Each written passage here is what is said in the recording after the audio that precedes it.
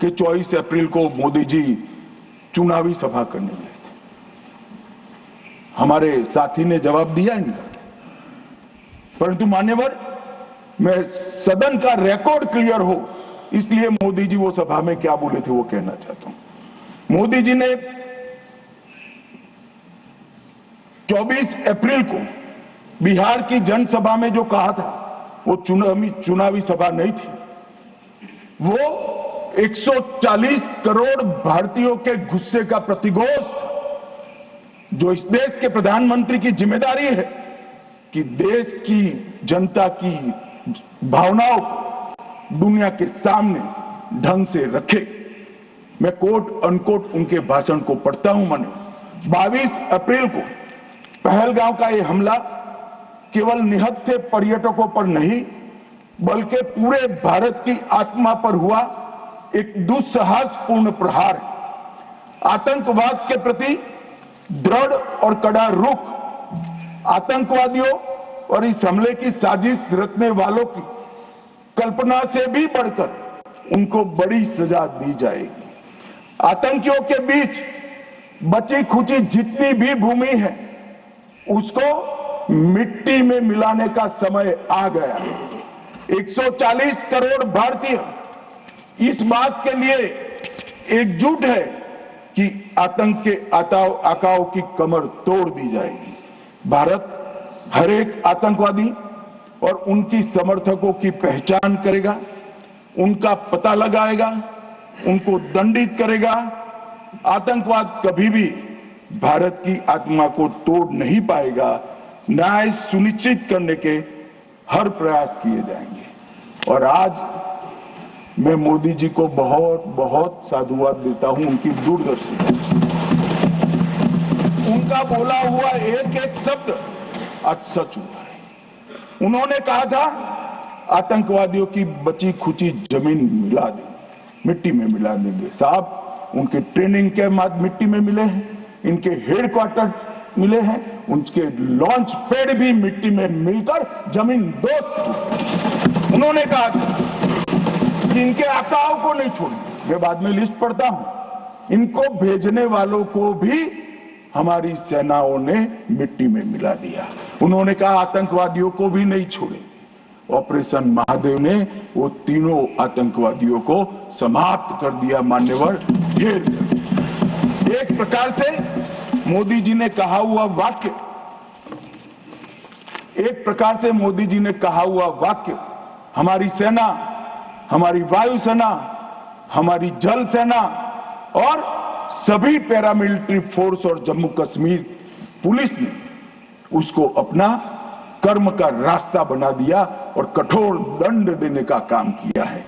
मान्यवर, 23 अप्रैल को ही एक सीसीएस की मीटिंग बुलाई गई।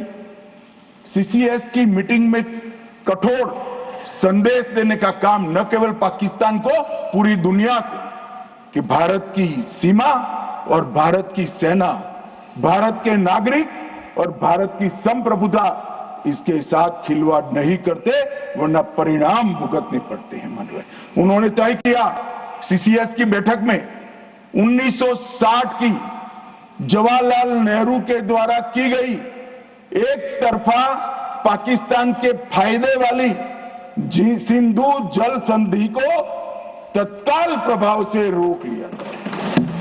मान्यवर, ऐतिहासिक फैसला है।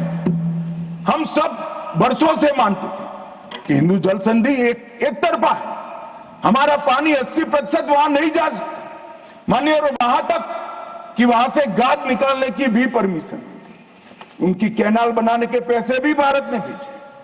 और मान्यवर, ये पानी पर अधिकार है भारत के किसानों।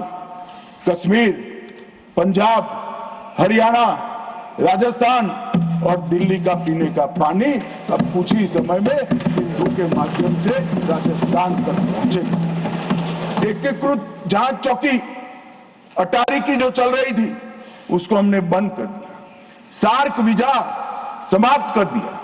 24 घंटे में सारे पाकिस्तानी नागरिकों को हमने वापस भेजना शुरू कर दिया।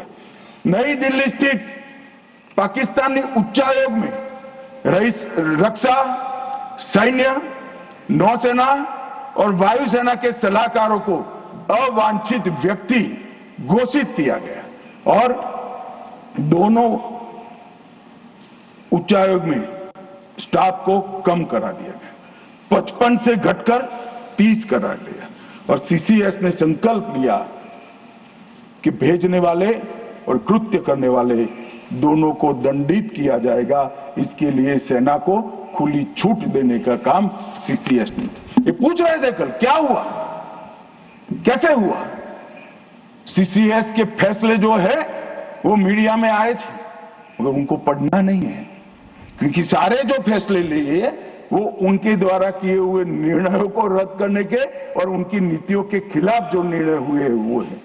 मान्यवर, 30 अप्रैल को सशस्त्र बलों को ऑपरेशनल फ्रीडम देने का काम प्रधानमंत्री जी ने किया कि रक्षा मंत्रालय और सेना दोनों मिलकर तय करेंगे टारगेट क्या होगा, तरीका क्या होगा, स्थान क्या होगा और समय क्या होगा।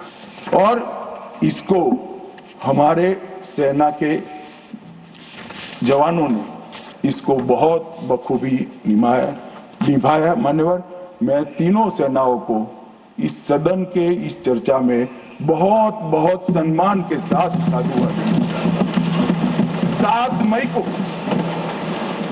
मई को रात को 1:04 पर पाकिस्तान के 9 आतंकी अड्डों को ध्वस्त कर दिया।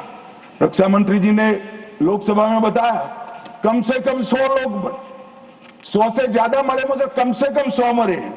और मान्यवर, लश्कर तैयबा, जैसे मोहम्मद और हिजबुल मुजाहिदीन, ये तीनों के हेडक्वार्टर को ध्वस्त करने का काम नरेंद्र मोदी सरकार ने किया, हमारी सेनाओं ने। Zee News.